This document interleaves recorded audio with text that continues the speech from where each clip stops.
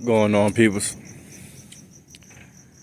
Today I decided to, get up first thing, and jump in the shower. First and foremost, get up, spend time with the Most High, pray, give thanks that you're allowed to see this beautiful day.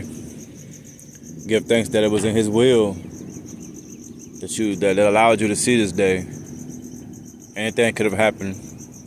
Even if you only had 3 hours of sleep, 2 hours of sleep, be thankful that you was able to sleep for those 2 hours on your nice comfy bed, or your nice comfy couch. You know what I'm saying? Give thanks because within those 2 to 3 hours, anything could have happened. Your neighbor above you, house could have flooded, Anything could have happened. But instead, the Most High sustained you and allow you to see this day. So give thanks for this beautiful day and ask for protection throughout your day, so to carry you throughout the rest of your day, right? Alright. So I decided to get up, come sit by the water real quick, get a nice view, peace and quiet and whatnot. So as I'm sitting out here, right, I remember when I first started to feel like something was off in my life. It was around sometime like late May, early June 2020. And I didn't know what was going on. Of course, I didn't even know what game stalking was, target individual. I didn't know any of this existed, right? All I know is things around me were just seeming differently, and I couldn't put my hands on it. I didn't know what was going on. All I know is like this was even before I started to notice the drones. This is before I started to notice like me actually being followed. You know what I'm saying? This was before that. Before I even noticed that. Before I noticed the drones, the synchronizer. Before I noticed the cars following me. This is like at the very beginning. It was just that every day I woke up and went outside. Every day I went around folks. It was just, like I said, this is before I started noticing the facial expressions that my folks was giving me, the backstabbing, the backlash, and everything that they was doing, the indirect conversations they was doing to me. This is before any of that, right? I would just wake up and I'm talking about, it was like something in the atmosphere was just totally different. I could not put my hands on it. I could not say what it was. It was I just felt different. Things around me just felt different. I felt like I was in like a Twilight Zone, like I was in a movie. So that's just how I was feeling. I was confused. Every day I get up, brush my teeth, say my prayers, whatever, go on about my day, and I would just sit and think like, yo, I can't put my hand. This is what I used to think. I sit back and just be like, man, I can't put my hands on it, man. Something around me is just off. Something around me is just different. You know what I'm saying? I used to think this for the longest, man. And what kind of helped me out was one time I was on the phone with the T-Mobile representative, right? I had to make some changes to my account. So I'm on the phone with the T-Mobile representative and we going over, certain details about my account, certain changes I need to make. And at the end of the conversation, the guy that I was on the phone with, he was like, enjoy your new life. And kind of laughed. And I knew I heard what I said. I know I heard what he said, clear as day. But I was like, I was like, what you say? And he was like, no, I said, enjoy your day. When I hung up the phone with him, I said, all right, whatever. Hung up the phone. And when I hung up with the phone with him, something in the back of my head was like, no. He said, enjoy your new life. And when I heard that in the back of my head, I was like, I knew that's what I heard. I knew I heard him say, enjoy your new life. Basically, you know what I'm saying? I wasn't even on the phone with a T-Mobile representative. I'm pretty much on the phone with, at the time I didn't know, but of course, you know what I'm saying? I was on the phone with a gang stalker. I was on the phone with an agent. You know what I'm saying?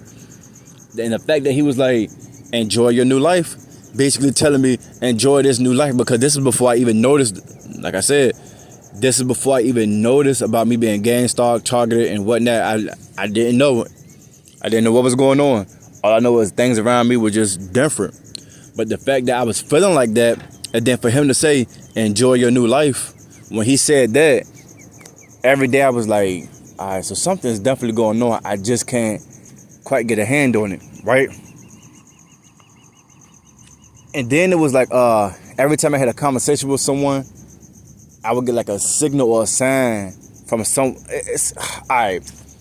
I'm just gonna give you an example. All right, so one day I was at my sister's house, and we was talking about signing her son up, signing my nephew up for football, and me and my nephew got to talking about football and whatnot. He was, what the fuck was that?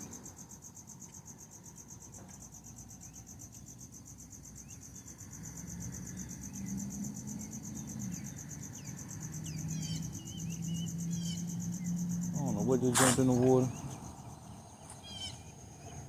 Sound like a body.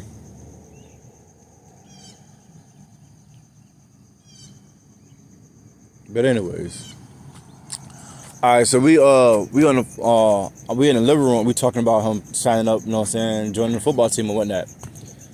So when I decided to leave, I get in my car and I get on the main road. A guy reaches his arms out. A guy reaches his arms out the window and holds up a football. Now as I'm driving, I'm like, that's strange. We were just in her crib talking about football. And things like that kept happening. Whenever I had a conversation about someone, I mean, not about someone, but whenever I had a conversation with someone about whatever the topic was, whenever I got away from that person, whatever the topic was, when I got away from that person, whatever, that topic of discussion will present itself. Another example. I remember I was joking with my brother one day, who was on the phone, and I was like, bro, I seen you earlier today. He like, man, you ain't see me? I said, yes, I did. I said, weren't you driving that black Tahoe with the gold rims? Did I say gold rims? Yeah, it was. I said, I seen you driving the black Tahoe. I seen you driving a black Tahoe with like 5% tint, gold rims and gold trim around the car. Tell me why later on that day, when I got off the phone with him, joking with him about that, tell me why later on that day, I seen the exact car that I had just described to him. Now, mind you, I don't know nobody who drive a black Tahoe with gold rims and gold trim around the edges of the car, whatever. I was just joking with him about it, you know what I'm saying? Tell me why I seen that same exact car, a Tahoe with gold rims and gold trim around, you know what I'm saying, the edges of the car, whatnot. So that right there was kind of strange to me. I'm gonna give you another example. I was at home and I'm texting my brother, and I was texting him about a red. It was a red Dodge Durango. It had to be like between a 2016 and maybe a 2020. I was like, yeah, bro. I seen. No, what I say? I didn't say I seen because I didn't see it at that time. How did that come about? Anyway, I can't remember exactly how it came about, but anyways, all I know is that I mentioned a red Durango with black tint and black rims. Tell me why later on, maybe like a couple of hours, probably like 2 hours later, I seen the same exact car I had just described to him. Red Durango, tint windows with black rims. And like I said, this is happening, and it may sound weird and strange, but this was happening so frequently in the beginning that I really thought that I was, you know what I'm saying, going crazy and tripping. Like, I really thought I was tripping out here, man. And then I started noticing that every time I went around family, they would speak at me. Whatever I did throughout that day, somebody would bring that up.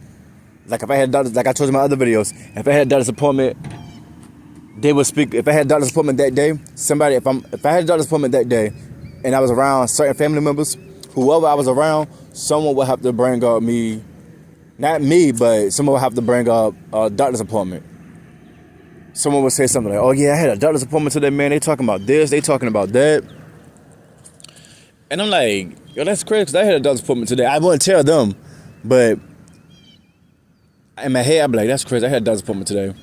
Or if I had a dentist appointment, or whatever it was that what I have done that day, or whatever I had coming up, whoever I was around, somebody had to bring that up. Someone would have to bring whatever I had going on. They would have to bring it up, but not speak as if it was me. They would speak as if it had something to do with them. You know what I'm saying? Like whatever I had a dentist appointment or a doctor's appointment or court or a hospital visit, they were always talking about it as if it was them going through what it is that I was doing. You know what I'm saying? So like, I remember I had a doctor's appointment, and the doctor was talking about diabetes and whatnot, right? So when I went home, you know what I'm saying, I just went home, chilled that day, and then I went around my folks. It was me, my mom, my brother, and I think like my sister, or whatever the case may be, who I was with. But one of my brothers was like, he put me aside. We was talking. We stood outside on the front porch. He was like, yeah, bro, man. Yeah, man, I just came from the doctor, man. They talking about they're gone diabetes and stuff, man. And I don't know how the whole diabetes don't work with cause I was a big dude at one point. I think I was like 268. You know what I'm saying? I was like 268, and I wasn't eating healthy and whatnot at the time. You know what I'm saying? I was like eating whatever. Like I was an eater. You know what I'm saying? 268, probably a little more than that. You know what I'm saying? But anyways, so my brother, he was like not even 200 pounds, skinny. Like my brother's skin and bones. You know what I'm saying? He was like, yeah, man, doctor talking about diabetes and stuff, man. And I was like, dang, that's crazy, man. You know what I'm saying? We just got to change what we eat, whatnot. And he was like, yeah. Like, you know what I'm saying? Sarcastic, yeah, man. Or whatever, right? All right.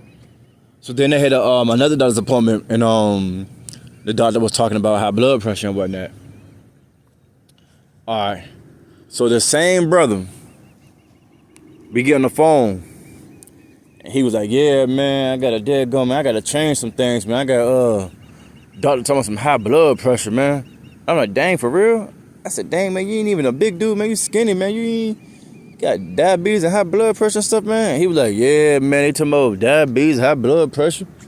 And I started to notice the patterns that whatever I had going on, or whatever, you know what I'm saying, I had to do, someone would bring up the situation. Someone would constantly bring up the situation, like whatever it was I had going on, someone would bring it up. Now, granted and thankfully, I'm not dealing with diabetes or high blood pressure anymore. You know what I'm saying? Thankfully, all praises. You know what I'm saying? And whatnot. All right. So then I remember another time, I was leaving one county, going somewhere to another place or whatever, right? Now, I get pulled over, and the officer said that he was trailing me, he was ghosting me or whatever, and the speed limit posted was 55 miles per hour. He wrote me a ticket saying that I was doing 105 in the 55 miles per hour zone, right? Now, mind you, 20 and over is considered reckless. You know what I'm saying? They pulling you over, you getting arrested, you going to jail, all the other type of stuff. Now, if it's 20, if it's the posted speed limit was 55 miles per hour, and you saying you got me doing 105 over, man, I would have been arrested and some more stuff, man. Like straight to the jail. You know what I'm saying? Straight to it. But instead, he gives me a ticket for me to show up in court, right? All right. So when I get the ticket, you know what I'm saying, I head on home. You know what I'm saying? Stop at my folks' house. Now, mind you, you know what I'm saying, I'm still new. I'm still going through everything around me is different. You know what I'm saying? I'm feeling confused out here. Don't know what's really going on. I just know that everything just seems different. But I'm still trying to be around. Like, I'm still trying to come around, and you know what I'm saying? Like, I ain't trying to, you know what I'm saying? I'm still trying to be around and whatnot. All right, so when I get to my mother's house, right? And my step pops, he's in the back room. He's in their bedroom, you know what I'm saying? I'm in the kitchen. and my mother leaves me and walk towards the back room. Now, as she's walking towards the back room, she going inside the same room. You know what I'm saying? My step pops in, whatever, right? All I heard is, all right, now before I say this, know that being that I got charged with that speeding, that reckless or whatnot, the fan the fan was like $250 or something like that. All right, so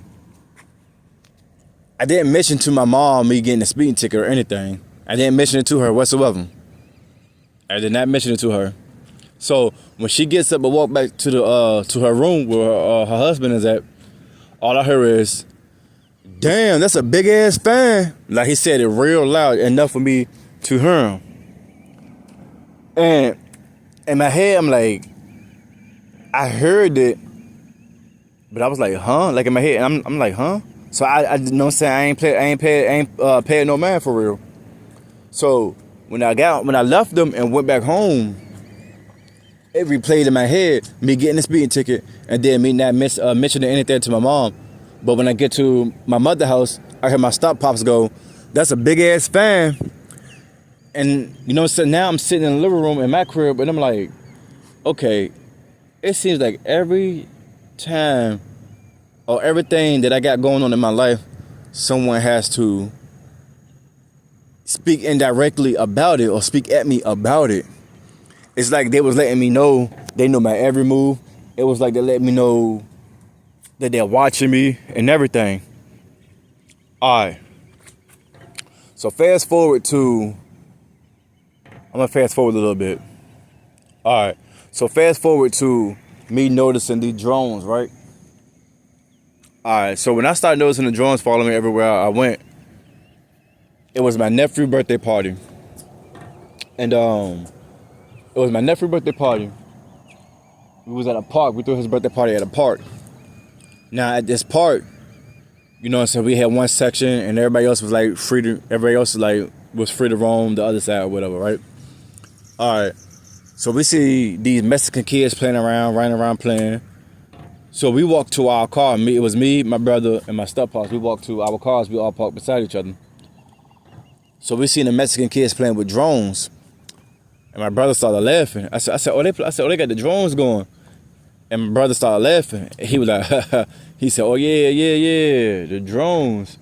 The boys put us on to them joints, talking about the police. He was like, the boys or the feds. He talking about the police or the feds or whatever, right? He was like, oh, yeah, the boys put us on to them joints. They put us on to them drones. And when he said that, I just kind of smirked. Because by this time, now I'm like, all right, everywhere I go, somebody speak indirectly about me or somebody speaking at me. So when he said that, I was like, okay, they know the drones is on me and the drones is following me. They know that. So when I get home, I said to myself, and I'm like, all right, so clearly the boys, the feds, the government, somebody is CIA, somebody is doing something, somebody is speaking something about me to them or something. Because why would he say the drones, oh yeah, the drones, the boys put us on to them drones. The boys put us on to them. The boys put us on to them drones. And at this time, and still going on to this day, because you can see it in my videos, the drones was following me around from place to place. Now this is before I even started documenting anything. So I started noticing this, the drone, I started noticing what I was going through in 2020. I didn't start documenting things until, I think like August or September 2021 or 22. And then there's still videos that I have yet to even post for real because I got my old phone and, you know, it says cracked, so I just left it alone. But anyways, so I didn't start posting the drones and stuff until like I said, August, September 2021 or 22. But because that's because I didn't, like I said, I still was new to what was really going on. It was not until I got on YouTube and I typed in drones following with me everywhere I go. And when I typed in that, I saw so many videos of people speaking about them being gang stalked and targeted. So I said, oh, that's what's going on. I'm being gang stalked. I'm being targeted. I'm being investigated. Like, so this was just the beginning. But the more I dug deep into it, bro, it's some demonic stuff that they're doing to us out here, yo. And we can't tell nobody. It's like we have nobody to tell because everybody that knows us know that we are going through this. That's why I say this is an embarrassment. And it's embarrassing. It's embarrassing for folks to know. I'm gonna speak for myself.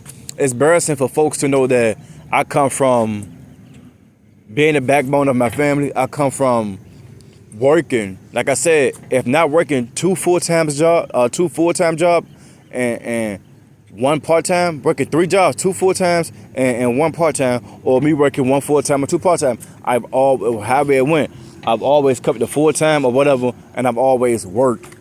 You know what I'm saying? My own crib, 2 cars, like taking care of myself, man. Like handling things. You know what I'm saying? Now don't get me wrong. I'm not perfect. I'm not trying to look like I'm perfect or nothing. I done been through the whole having a girl and messing around. I done been through the whole arguing and fussing with folks. I done been through, you know what I'm saying, wanting to drink all the time. I done been through, you know what I'm saying, trying to smoke and all this other type of stuff.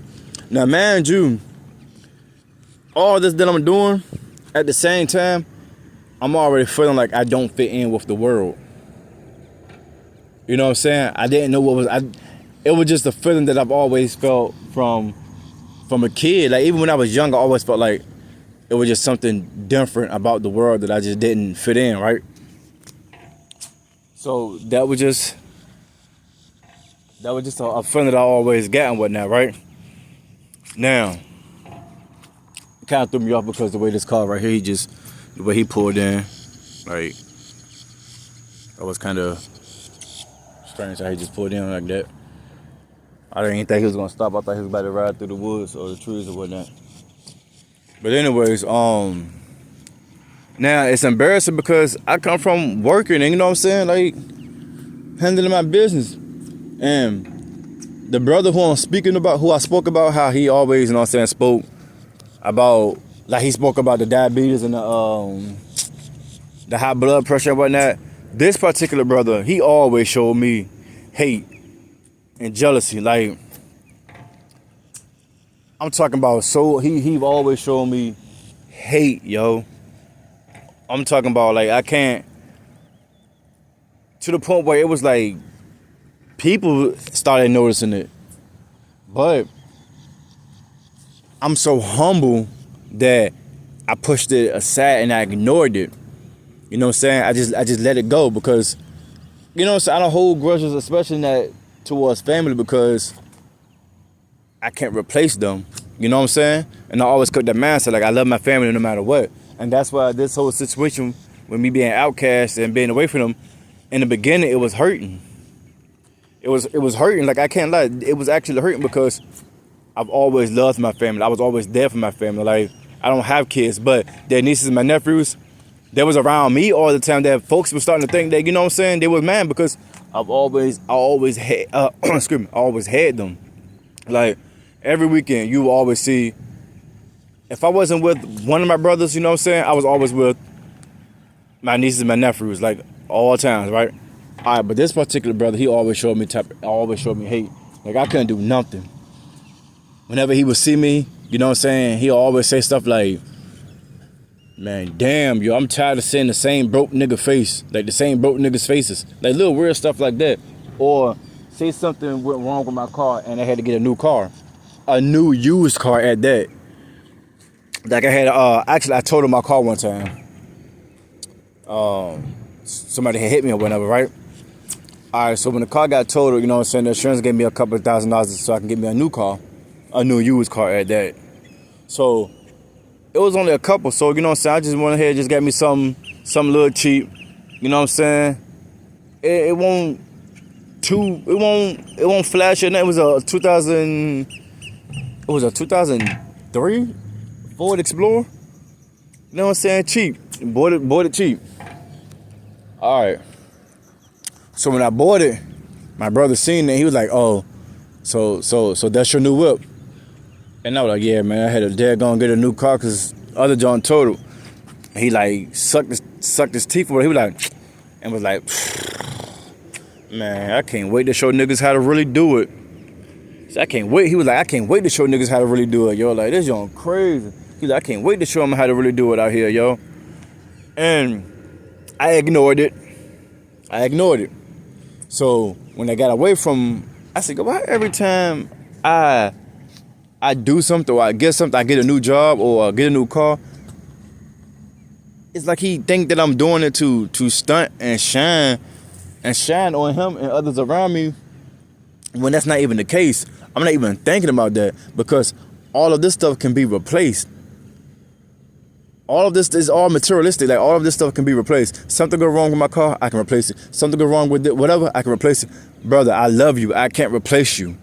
You get what I'm saying? Like, that's the mindset that, hey, all this materialistic stuff didn't matter to me. I just know that I needed a car to get around from place to place, and I worked. So being that I worked, I was able to get me a car. All right. So with that car, the transmission, the new used car I had just got, about 9 months later or so, the transmission went out. All right. So being that I was working, you know what I'm saying, I had a little bit of money saved up. So I went like a month or two without having a car, you know what I'm saying, getting a ride back and forth. All right. It was like a month. Yeah, it was like from October, November. Yeah, it was like a month or so. All right. So,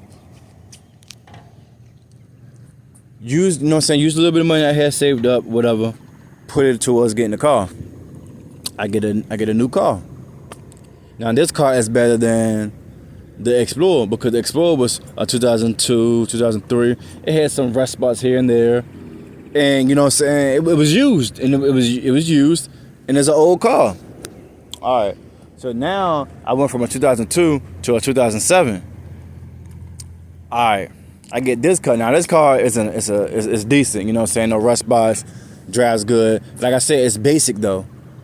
It's basic. It's a 2007 Impala, basic. You know what I'm saying? No flashy, no nothing, because that's not my style, right?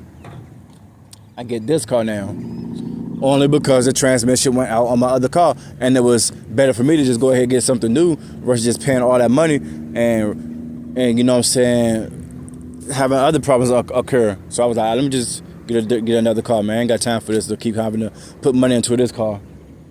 All right, so I get a new car. He sees this car. Got your another one, bro? I'm like, yeah, man, I don't know what's going on, man. That car, the transmission went out. One lady gave me one quote. Another lady gave me another quote. This one dude gave me a quote. And it was just better for me, just, you know what I'm saying, just save up for a month or two and just, you know what I'm saying, and just get something. Oh, he giving, oh, boy. You talking about mad? Man, yo, I'm telling you, he did something. Man, yo, I'm telling you, man, when I come up, yo, niggas not gonna know what to do. He was like, niggas not gonna know what to say. All I know is I'm gonna pop out. You know what I'm saying? Like little stuff like that. And it was to the point where it was like, I had to say something like, bro, I'm like, bro, what you talking about? Like, none of this is competition, bro. Like, what do you think, it's competition or something?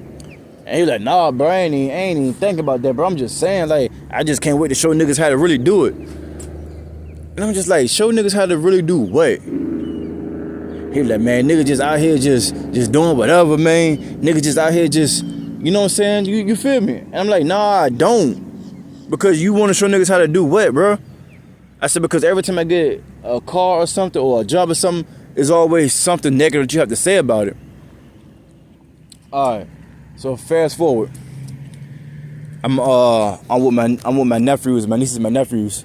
And his daughter wasn't there at the time. His daughter was with her mother. All right, so I get my other nieces and my nephews, right? And I takes them to Busch Gardens. And when I get back, you know what I'm saying, one of my homeboys, who I thought was my homeboy, or everybody was faking it at the time, who I thought was my homeboy, he asked my sister, he was like, yeah, well, such at? Well, what Travis at, whatnot? And she like, oh, he was like, my sister was like, Travis, such and such came looking for you, but I told him that you was with, you had your nieces and nephews at Busch Gardens. And he was like, my sister was like, yeah, he came over here, he was like, such and such, well, what Travis at? Where the kids at? And then she was like, I told him that, you took him to Busch Gardens. And the dude that came looking for me, he was like, oh yeah, he a good uncle, man. He always got them kids. He stay having them kids, man. He a good uncle. So my brother was right there when he asked my sister where the kids was at. And my sister explained to my homeboy that was with me, Busch Gardens. And my brother overheard him say, oh yeah, he a good uncle, man. He always got them kids. My brother, who always showed jealousy, was like, dang, sis, what about me? What about me? What about the one that's always, that's teaching them how to not depend on themselves, to teach them how to do this and do that? Like, what about me? And when I got home, my sister told me that my brother was saying that.